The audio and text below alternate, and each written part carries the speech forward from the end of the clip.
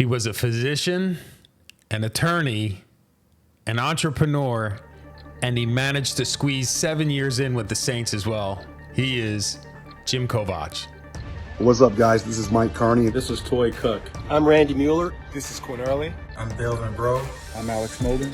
I'm Jake Cup. And this is Life of a Saint. And this is Life of a Saint. And this is Life of a Saint. The Life of a Saint. Life of a Saint. Life of a Saint. And this is Life of a Saint. Who dat?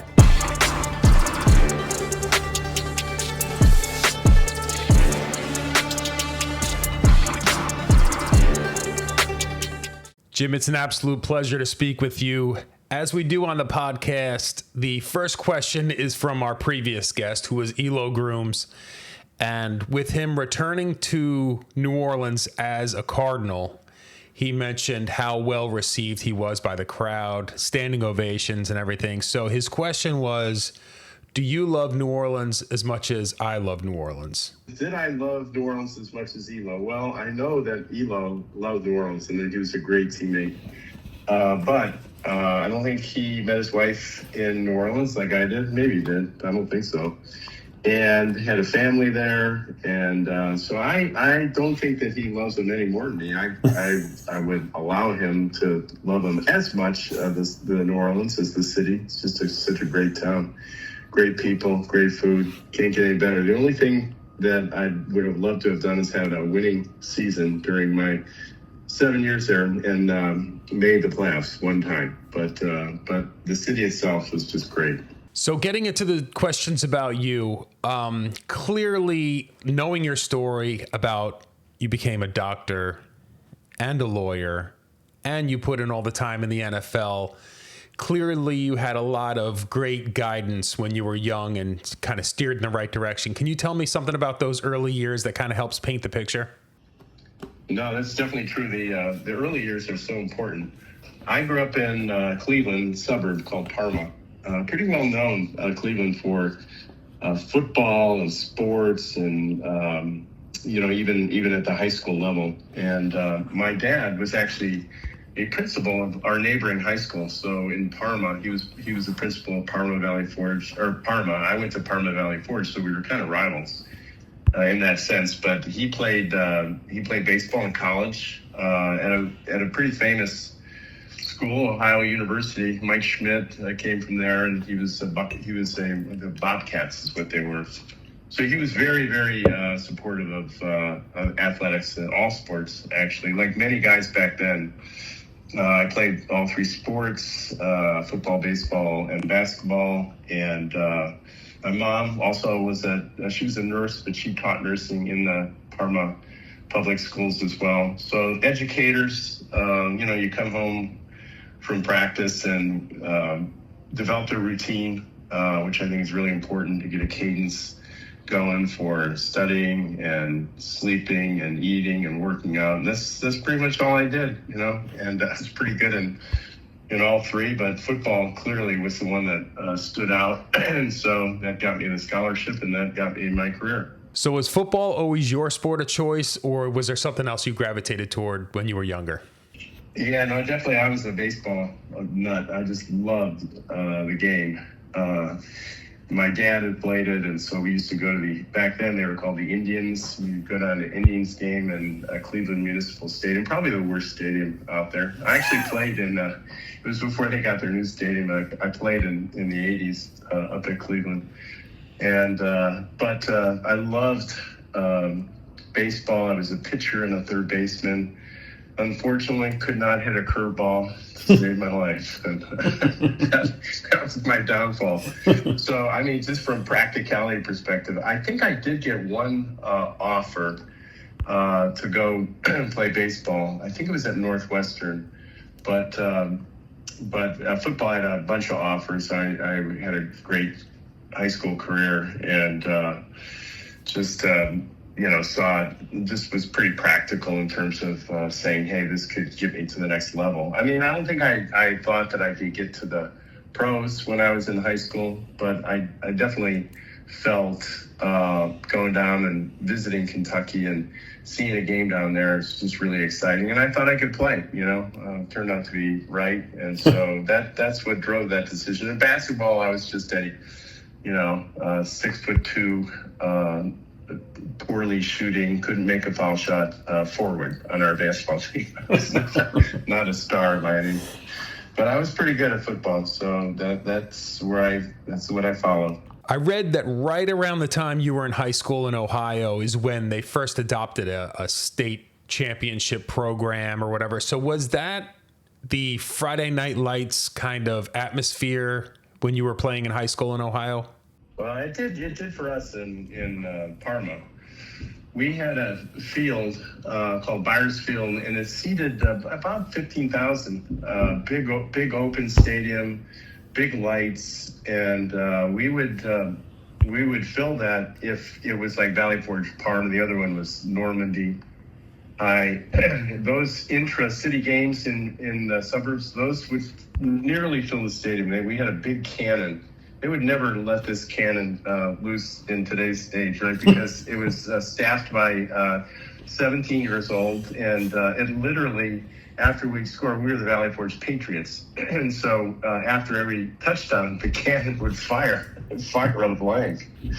Just showed you how nuts we were back then, But yeah, they loved the football, and they're exciting time. It's the first. You get down on the field, you're in the stadium and you're watching, and that's one perspective. But man, there's just nothing like being on the field and looking up and seeing the Byers Field. Just thinking about it right now, I remember, again, I don't think you'd see this anymore, but I'd look up in the stadiums and you'd see these little flickers of lights, and I was like, what is that? And it's like, oh, people are lighting their cigarettes up. Oh my God. That would not happen too much anymore, but yeah, it was very much in a way like the movies about Friday nights back then. What made you choose to go to Kentucky? Yeah, so I was recruited by a bunch of Big Ten schools: Michigan, Ohio State, Indiana, a couple of Ivy League schools. I don't know if they have scholarships now; they didn't back then.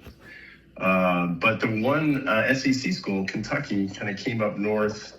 Fran Kersey had just signed in '73, so he was new, and they were really made an effort to invade the north and come up into northern Ohio. And I just, I love the campus, love their commitment, love the strategy they had for building their program.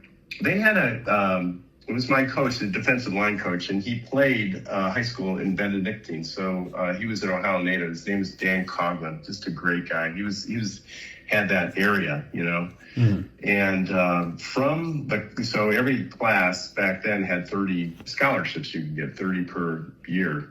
Of the 30 that Kentucky had in 1974, the year I went there, 5 of them came from Cuyahoga County. So it really did a good job of kind of selling. Don't go to Big Ten, 3 yards in a cloud of dust. This is back with Archie Griffin and guys like that, So we're wide open. We're, back then, a lot of it was wishbone stuff, as you recall. I don't know, maybe you don't recall because you probably weren't born. But yeah, it was very, very much like a linebacker like me would want to see, because it was kind of run oriented. And if you use the Oklahoma defense for it, which I really liked a lot, and so we ran that in high school. So that was it, and plus they took me to the medical school, which is right on the campus. I had ideas that I wanted to go to medical school because my mom was a nurse, Mm-hmm. And so they allowed me to tour the medical school, and they got one of the vice deans there. He wasn't the dean of the whole medical school. He was very influential. His name is Dr. Nick Pisacano. He ended up founding the family practice as a subdiscipline, and he came up and visited me. It was unbelievable. I guess you could do that back then, but it just went out of our way to, just make me feel like, I needed to be the one to get there. And I did. Now, the Kentucky Wildcats enjoyed a lot of success in like 76, 77. What made those early years so special? Well, those years took a lot of effort to get to. So 74, the 30 that I mentioned we had about 10 to 12 guys get drafted and go in the NFL. Second round pick of 78 was Art Still. He was him and a guy named Derek Ramsey, who played tight end. Derek was our quarterback, but he played tight end for the Raiders for like 9 years. They were my next door neighbors, and came in and a guy Jerry Blanton played about 8 years for the Chiefs. He ended up being a linebacker. He used a nose tackle. We had all these freshmen that were fantastic and had a great year in 74. We went into 75 thinking, oh man, we're gonna take the SEC, but we had a rough year. We were 2-8, and it was a tough year. So 76 and 77, we were then juniors, so we kind of recommitted to like getting it done. And 76, 76, we really could tell. We were, by the end of 76, I felt like we were one of the top 2 or 3 teams in the country. We were just rolling. We won the Peach Bowl and shut out North Carolina 21-zip.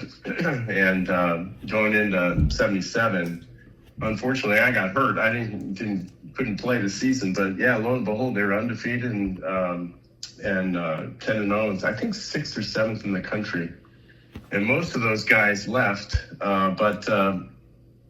But just looking at those years, it was just the will to basically not let the 2-8 season get to us. You come back and then you have back then, we had winter workouts, we call them, where we do crazy stuff like wrestling and like weight rooms and stuff like that. And it's a hard time in the off season after going 2-8, but we just kind of came together as a team and just really loved each other a lot and just said, hey, we can do better than this. And sure enough, we did, so those were great years. I wish I could have played 77, but the third play of the first game in 1977, I dislocated my shoulder, and that was it. I tried to come back like the 6th, 7th game, but just couldn't do it, so I had to take a red shirt. In 1975 and 76, your second team All-SEC. In 78, your first team All-SEC. Is that something that was important to you, and what was different about that year that kind of put you into that next tier? I thought I was first team in 76 because I had a really good year. So I guess that's evidence that I didn't really look at it that closely. And during that time, I was, pre-med and trying to figure out how to get a B in calculus and chemistry and organic chemistry. I mean, these things were haunting me, right? Because you needed the GPA to get into medical school. So, in terms of the difference, I was just nose to grindstone, honestly, during my whole undergraduate career, and so it was great that I really didn't follow as the distinction of making all SEC, not that much. 78. Actually turned the corner, and I think because a lot of our guys, we got a lot of attention. A lot of the, like Art was drafted second in the NFL after Earl Campbell. So there's a lot of attention around Kentucky. And then based on my play prior and the graduation of people ahead of me, I made Playboy's All-American team, the preseason All-American team. And that got a lot of attention, I think. And then I had a good year. The team was about 500, but man, I had a great year that year, and I think that made the difference. And just playing with those guys, in 77, and a little bit of the notoriety that brought to Kentucky, I think it really helped a lot. That's, as we all know, that's a lot of the recognition is how your team's doing. Tell me about your experience being drafted by the Saints.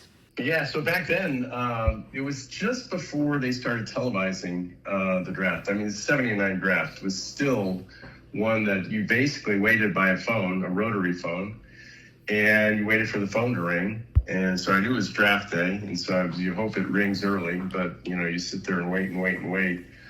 And it finally rang right around noon or 1 or something like that. It happens in New York, so it's we're behind them. No, we were in Eastern time. So, and I answered the phone and thinking it's going to be, hey, we drafted you. Well, it was Marty Schottenheimer saying, hey, are you still going to go play in the NFL? Do you have this worked out with your medical school? Because what happened was I graduated in that 4 year. I had the red shirt.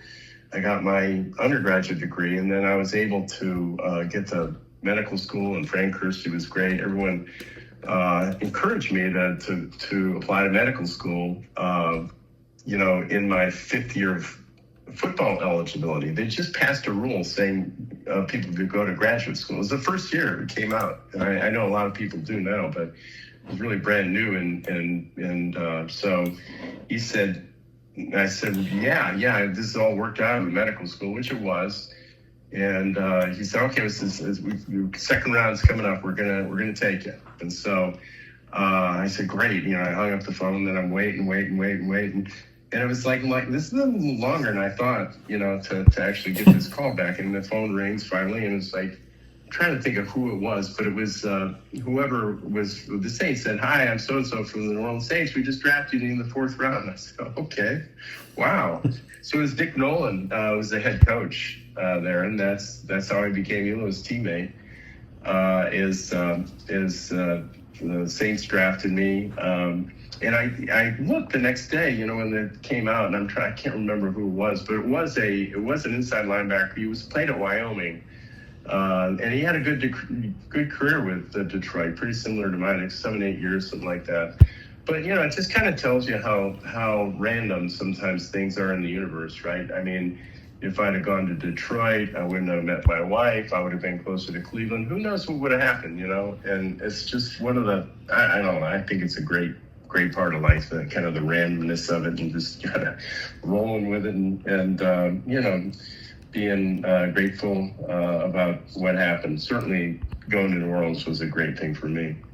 It's not often that you hear somebody completing a medical degree while playing in the NFL.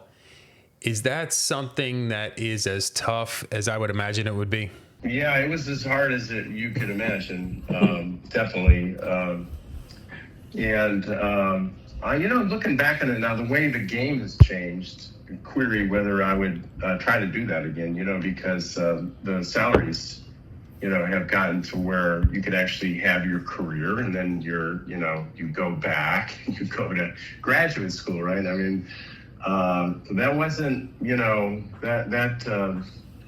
I don't think that was feasible that much, to back then, or at least I thought it wasn't. So I said, luckily I had a lot of support from both administrations. I had Dick Nolan, who drafted me, and then 2 years later, for the bulk of my medical school, it was Bum Phillips, who really, and J.K. Young was my linebacker coach. I mean, those guys were great. You could imagine an NFL coach come in and say, hey, you got to stop this in the off season. We got this and that and the other. But the off season programs weren't as sophisticated. My medical school was really supportive. Basically, once you get past the first 2 years are kind of in classrooms, so you just kind of basically can adjust your schedules a little bit, and then you get into the clinics. It's even easier because you just rotate through. So it was obviously doable because I did it, but I don't think too many have actually done it because it was really quite a challenge. When you arrived in the NFL, was there anyone that was instrumental in you learning how to become an NFL player, to learn how to play at that next level? Yeah, there were. The ones that I'm thinking of were all on the defense.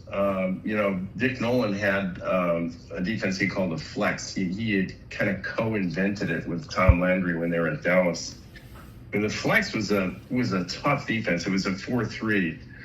And you can, fans probably remember it back with the Cowboys running it because they were able to win a Super Bowl with it. But you had the line was all staggered, up and back, and you had the middle linebacker, a lot of stress on it. It was a tough kind of a move from the 5-2 Oklahoma.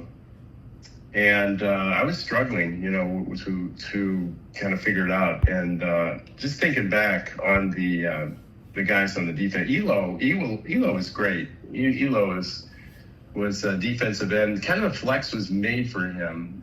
He's just this great outside pass rusher. He had the big arm swing, and he could really kind of power through there. He was a Kentucky guy. He was born in Kentucky. Went to school in Tennessee, but he's a Kentucky native. So that gave me a lot of good advice. The linebackers back then, one was called Jim Merlo. He played at Stanford, actually under Bill Walsh. He was great. And then Pat Hughes was outside linebacker. He played at Boston University. He was like in his 10th year. Him and Conrad Dobler. It was funny. The first exhibition game that we had, we went in at halftime. And I look over, and the two of them are in the locker room smoking a cigarette. What do you guys do, man? Crazy? But Pat was just, he was very cerebral. He had a 10-year career. He kind of wound it up. He was with the Giants most of his career. But guys like that, and Derlin Moore, he's another guy. Just a great kind of, pat you on the shoulder. You get that first training camp down at Vero Beach where it's hot and humid and you can barely move, and Conrad Dobler's like cheap shot and stuff, and Derlin will say, hey pup, just kind of hang in there, it'll get better. And he was always a great teammate. He was able to make the switch pretty effectively from Nolan to Bum. That was so I played with Derlin for several years. Yeah, so those four, I think, of guys on defense, kind of helped a lot to getting me through that first camp. Again, knowing your history and what you went through as a rookie coming in, it's obvious why you got the nickname Doc Kovach, but do you remember who was the first person to say it or what that scenario was? I remember vividly because, the flex, you have the middle linebacker, right? And I started out behind Joe Fetterspiel as the second string linebacker. They had, I'm trying to think of the guy that Kinggray or something. Rick Kinggray had retired, and so they had that was one of the, things that happened is I immediately became second string middle linebacker. And so, of course, your second string defense is going to go against the number one offense, and vice versa. And I'm right over the center. And so you come up to the first play, like, okay, let's get together team down at Vero Beach. And there's Archie Manning. You're staring at Archie Manning. And he looks at me, because it was first day of practice, my rookie year. And he goes, oh, hey, you're Jim Kovach. You're the doctor from Kentucky. Southern drawl is. And I said, yeah, that's right. And he goes, well, Doc. And I'm like, that was it. And that was my name. Everyone kind of just called me Doc from that point on. So that was very memorable because Archie was a big deal. He was coming off his all-pro season, that fabulous year in '78 where he had all those weapons, Wes Chandler and Chuck Muncie and Tony Galbraith, Henry Childs, crazy, Ike Harris. Mm-hmm. And so that's how I got it and just became friends with Arch. He's another one on the offense that kind of took me under his wing because that's how he is. And that's how I got Doc. It really stuck. Can you recall any welcome to the NFL moment you had? Yeah, in that first practice, our practice, I'm not sure how they are now, but I suspect and hope that they're not as violent as they were back then. But man, used to scrimmage, you use like all out stuff, And I found out about Conrad's move that he has. He basically would come around. It was a kind of a gat block where the center. I'm over the center, so the center hits the guard, and then the center hits the tackle, or blocks the. So there's no. It was the tackle. The center blocks the tackle, and then the guard loops in and comes up, right up the middle. And then Conrad had this move, as I found out, so where he would take two fists and it's like boom, like two uppercuts to your right under your rib cage. That was his technique of blocking, as I found out. I couldn't breathe, for like 2 plays after that, and I said, "Who is that guy?" And I said, "That's Conrad Billman."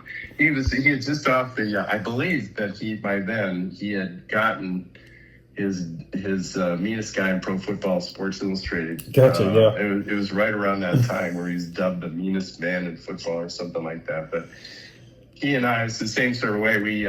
We fought a long time, but eventually became, I won't say close teammates. I don't know if anyone was close to Conrad, but good teammates. I mean, he was very loyal to his team and just had to show me the ropes, as he would say, After a couple years in the league, 1981 comes around. You finally become a starter. What was it like finally getting your shot? Oh, for sure. I really feel like a big part of it was switching from the flex to bums. The bums 3-4, which is they call the Oklahoma, primarily 5-2. Some people call it. There was the 81 season where bum 4, which is they call the Oklahoma, primarily 5-2. Some people call it. There was the 81 season where Bum came in, and then John Paul Young was my linebacker coach. He's just really supportive of me. I could play the 3-4 for sure. We played in college, and then we got all these 81 draft picks like Russell Gary, Johnny Poe, Ricky Jackson. It was an amazing. I think Jim Wilkes was 81. Incredible. What would happen is we traded away Muncie, Wes Chandler, Galbraith, and got draft picks for him. In that 81 draft, all these guys came in and could really play that defense. It was phenomenal. It was great to not only get the shot, but to be able to play with teammates like we had with Bum as the head coach. Every player I've ever asked about Bum Phillips always has the same thing to say about how great of a coach he was. He's a player's coach. And what was your experience playing with Bum Phillips? Well, it was great for me because he respected, the fact that I valued education. Back then in the NFL, a lot of guys didn't really think that was something I should be doing. I was like, "What are you doing? You're playing the NFL. You should devote every second to your career and things like that." And but Bum, he took a broader view. Him and John Paul, his son Wade, was fantastic. The whole staff was. It was really a blessing to play for Bum. I guess we got so close in '83, just losing on the last play where the Rams beat us with the field goal to make the playoffs. We just all wanted that one so bad, and just didn't happen, And then 2 years later, I guess he was gone, and then I was headed out to San Francisco for my swan song, But Bum, I can't say enough about him. He just helped me a lot, for sure. Was it tough leaving New Orleans in '85 to head to San Francisco? Yeah, it was very hard. What happened was I got again hurt. It was a major. Was it the shoulder again? I'm trying to remember which injury it was, but I had to have. Yeah, it was a shoulder again. It's the same one I hurt in college, and this time I had to have a procedure called a Briscoe procedure, where they stabilize the shoulder joint and put a pin in it. And so I had to wait like 6, 7, 8 weeks, something like that. But it's a pretty routine procedure. So I said, "Hey, coach, by that time, '85 turned out to be Bum's last year, and I wanted to get back to the roster to see if I could help." And he had used all his protected moves of getting players off IR. So he said, "Okay, we're going to have to, 11 o'clock at night, we'll sneak you through waivers." And so kind of the 10th game of the season, they tried to bring me back by waiving me. But I guess it was Pacific time out there. So it was only 7 o'clock. And John McVay from the Niners saw me on the line, on the wire, and then picked me up. And so Bum, the next day we went over and I was on the phone, Bum called John McVay. He said, "John, what are you doing? You know, this is one of our starters. We're just trying to get him back to help us out." He goes, "Hey, sorry, Bum. You know, you put him on the wire. He was available, so we took him." So he hung up the phone. He goes, "You know what?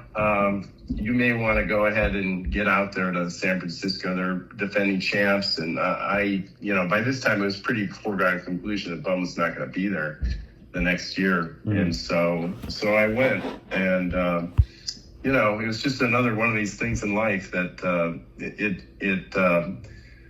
at the end of the day, I couldn't come back and play the next year. The Niners were great as well. And there I am with my medical degree out in Palo Alto, California. It's like, okay, what do I do next? So, but it was tough leaving to go to San Francisco, albeit I've lived here for 30 years or so, and ended up liking it. But it was kind of a shock of how I ended up out there. For many of the players I've spoken to, that transition away from football, something you're doing since you're like a 7-year-old kid all the way up into your 30s, that transition is pretty tough to just kind of find your place within society.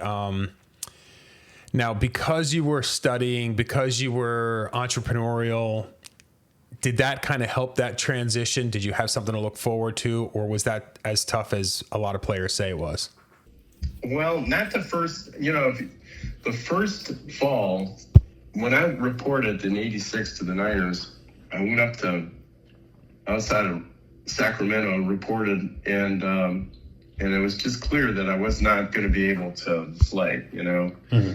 And so I had to retire, and then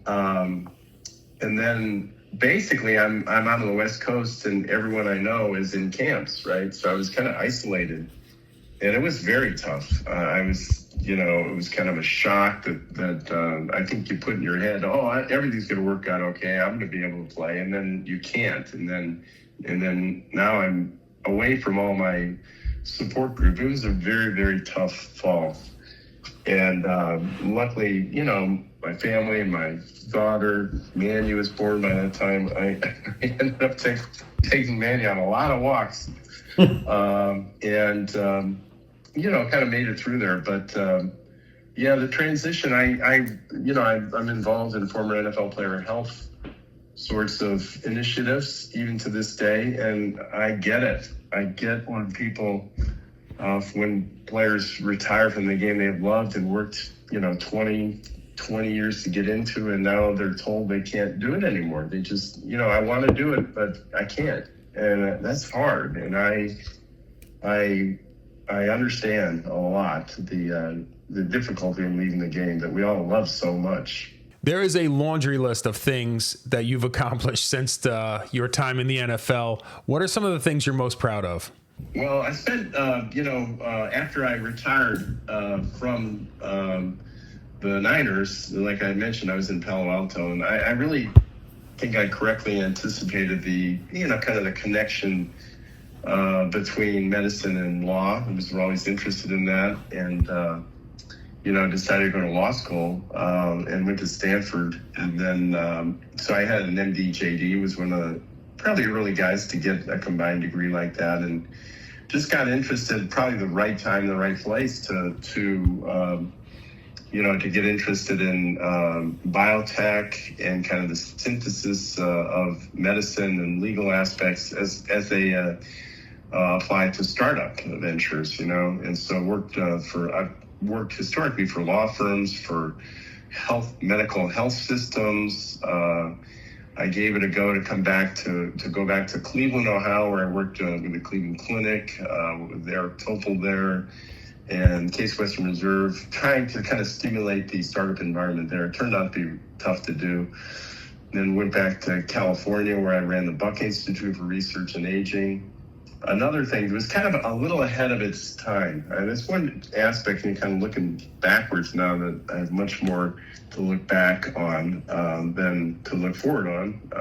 But 50 years since that year of 76, and just see a lot of hitting on things that have become important, but over the course of time, like aging is another, and longevity is a huge market now that I saw starting to unfold. 20 years ago when I was at the Buck, cell and gene therapy, genetic disease, DNA as medicine, all those sorts of things. I've been able to kind of satisfy the need I have to kind of be to work broadly, as opposed to like one specific sector to work deeply, and know everything about that sector. I've definitely always valued for myself the ability to kind of be broad and then apply what I've learned in intellectual property, startups and programs, academic programs, research and clinical application. So, long-winded way of saying, it's getting the 2 degrees and then having the career and just being interested in what's happening to the health of NFL players as they age, as we're all aging, has been something I feel like I've helped advance through the things I've done. It's a very important area, not only for NFL players, but there's a lot to be learned from what you would call the cohort of former NFL players that applies to the general population. Now that's a perfect segue because I wanted to get into some of the NFL concussion committee as well as the healthy body and mind screening that you're involved with. So can you tell me more about that? Yes. So two groups I've worked with extensively is one is the football players study at Harvard. I'm on the scientific advisory board. It's funded by the NFLPA and it's really designed holistically to look at the health of former NFL players as they age.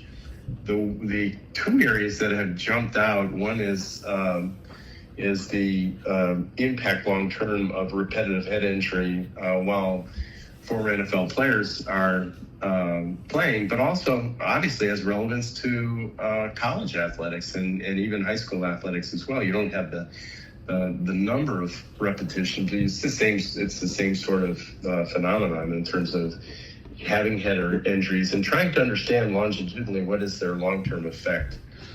I think that that dovetails, as is being shown, as to the long-term cardiovascular effects of playing football. We have such healthy hearts, big left ventricles pumping out really efficiently. But when you look at the leading cause of death of former NFL players, by a large shot, it's cardiovascular disease. 1 in 3 former NFL players die of cardiovascular disease. 1 in 5 in the general population. So it's the leading cause of death in the entire country. But I feel like there's a lot to be learned from looking at how those are played out in former NFL players as a cohort.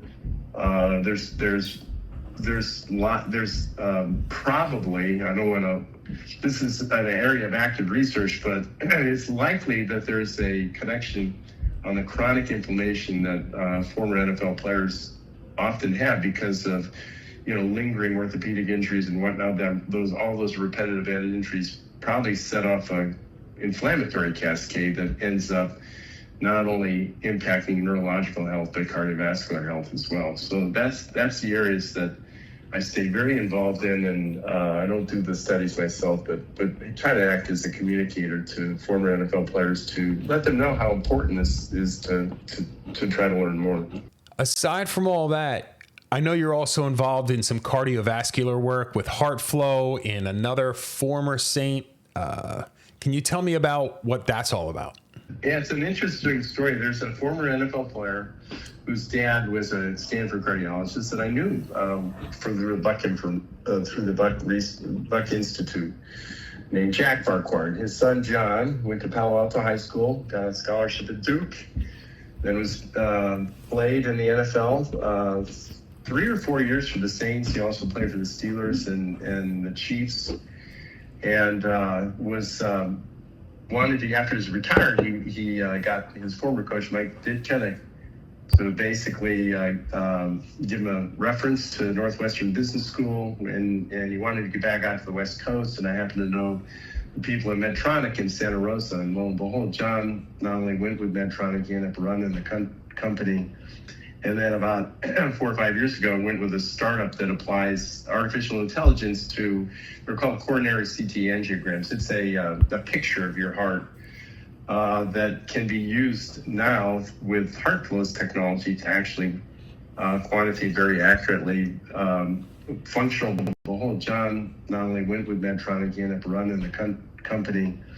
And then about 4 or 5 years ago, I went with a startup that applies artificial intelligence to, they're called coronary CT angiograms. It's a picture of your heart that can be used now with heart close technology to actually quantitate very accurately functional blood flow through all the coronary vessels and the amount of plaque and location of plaque. So it's a preventative tool that is shifting how cardiology is practiced from reactive to proactive. And John had the idea of like, hey, what about a registry of former NFL players to quantify, to kind of take a measurement of the amount of cardiovascular disease in former NFL players. And, we could provide free heart flow scans and a consult.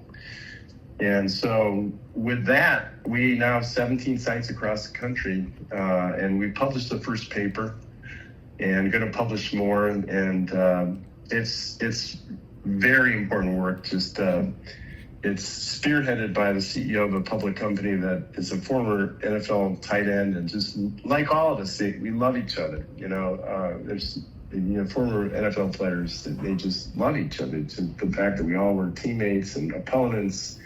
It just resonates to try to help each other out, and that's what we're doing with the Game Film Registry is what it's called.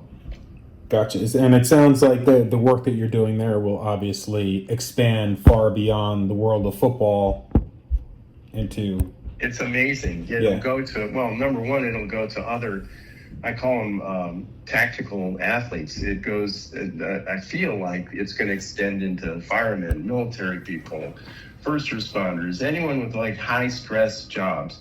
Women in sports are drastically underrepresented, in terms of cardiovascular research.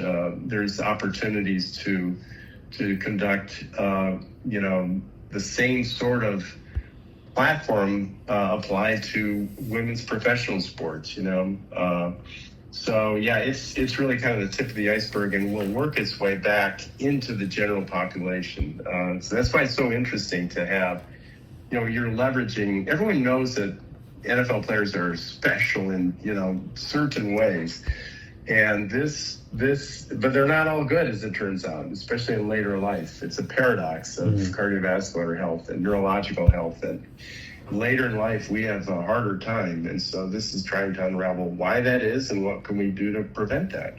Okay, we're going to do some rapid fire questions for you. First one is, who was an unsung hero that helped you get into the NFL? My dad. Who was the best emotional leader in the locker room? Tommy Myers, New Orleans longtime safety. How about the most freak athlete you ever played with? Ricky Jackson, the man who first not to wear knee pads and didn't miss a game in years and years and years. Incredible. Who was the funniest teammate you ever shared the locker room with? Stan Brock. Offense or defense, who was the opposing player that you loved to watch from the sideline? Yeah, when I wasn't playing against them, I loved to watch Walter Payton and Earl Campbell, just both of them. Earl ended up my teammate, but Earl in his prime at Houston, just amazing, amazing athletes. How about the toughest opponent you ever faced? There was an offensive lineman for New England called John Hanna that was one of a kind. He was impossible to neutralize. Impossible.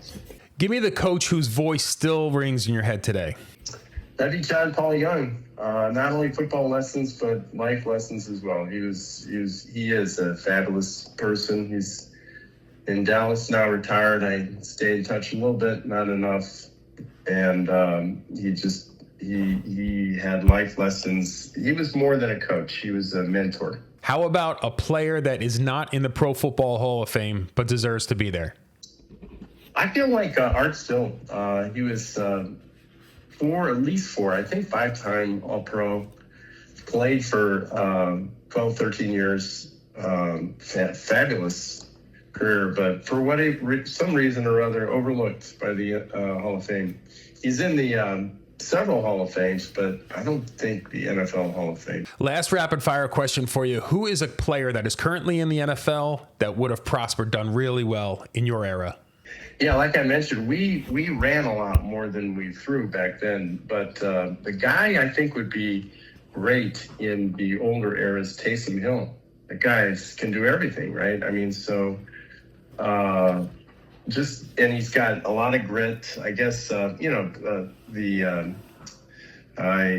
feel like it was a more conservative game. And an athlete like Taysom would have shown in it, but he's doing well now. So, and I hope to see him playing out there this year. Okay, Jim, last one for you. I prefaced this in the beginning. This is the way we do this podcast. Give me a question that I can ask the next athlete. I almost was going to ask, one of those insolvable questions. Like That's not nice. That's not nice. But the one that I would be curious to, and when I listen in on the next one after me, is, we all have our horror stories of away games where fans can be brutal and vicious. And what away game venue did you find it hardest to play in because of fan behavior? Gotcha.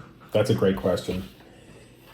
Perfect. And my answer is we had the displeasure of going up and playing up in Philadelphia's Veterans Stadium, which against Jaworski and stuff like that. Man, those Philadelphia fans are the worst. Thank you so much to Jim Kovach for his time. Always great speaking to one of the great linebackers in Saints history, because Lord knows we've got a ton of them.